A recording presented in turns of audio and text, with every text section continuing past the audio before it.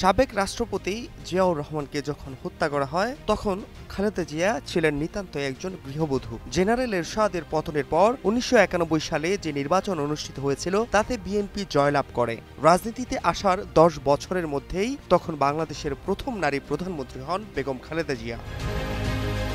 চলতি বছরের ডিসেম্বরে জাতীয় নির্বাচন অনুষ্ঠিত হলে বিএনপি চেয়ারপারসন বেগম খালেদা জিয়া অংশগ্রহণ করবেন। আগামী জাতীয় সংসদ নির্বাচনে খালেদা জিয়া ফেনী থেকে প্রার্থী হবেন। ফেনী থেকেই তিনি নির্বাচিত হবেন, কারণ তিনি এখন অসুস্থ আছেন। বুধবার সকালে জাতীয়তাবাদী দল বিএনপির ভাইস চেয়ারম্যান আব্দুল আওয়াল মিন্টু ফেনী জেলা প্রশাসনের আয়োজিত একটি মতবিনিময় সভায় অনির্ধারিত আলোচনাকালে সাংবাদিকদের এসব কথা বলেন।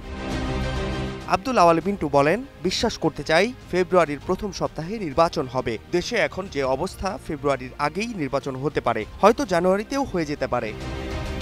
তত্ত্বাবধায়ক সরকার নিয়ে সুপ্রিম কোর্টে একটা ডেট পেন্ডিং আছে। তত্ত্বাবধায়ক সরকারের প্রবর্তন হলে তার অধীনে ৯০ দিনে নির্বাচন হবে। সেক্ষেত্রে ডিসেম্বরে নির্বাচন হলে আমাদের নেত্রী খালেদা জিয়া নির্বাচনে অংশগ্রহণ করবেন, বলেন বিএনপির এই নেতা।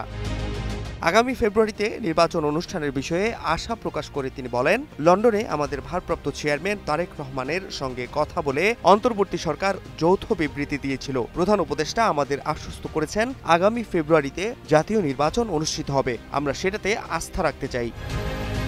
বিগত দিনের আন্দোলন সংগ্রামের কথা উল্লেখ করে বিএনপি নেতা বলেন, বিগত ১৯ বছর আমরা আন্দোলন সংগ্রাম, অত্যাচার, নির্যাতন সহ্য করে আসছি। কেউ যদি বলে আমরা হঠাৎ করে নির্বাচন চাচ্ছি, বিষয়টি সঠিক নয়। বরং ২০০৬ সাল থেকে আমরা নির্বাচন চেয়ে আসছি। একটি দেশের সরকার যদি জনগণের কাছে দায়বদ্ধ না থাকে তাহলে তারা কখনো ভালো কাজ করবে না। তাই আমরা চাচ্ছি নির্বাচনটি হোক। বিএনপির এই শীর্ষ নেতা বলেন, নির্বাচনে ফেনীর অতীত ইতিহাস সবাই জানে। সুষ্ঠু নির্বাচন হলে ইনশাআল্লাহ এখানে বিএনপি জিতবে। আমাদের দলের নেত্রী খালেদা জিয়াও নির্বাচন করবেন। তিনি এখন সুস্থ আছেন। Fahad Shahriar, news desk, global television.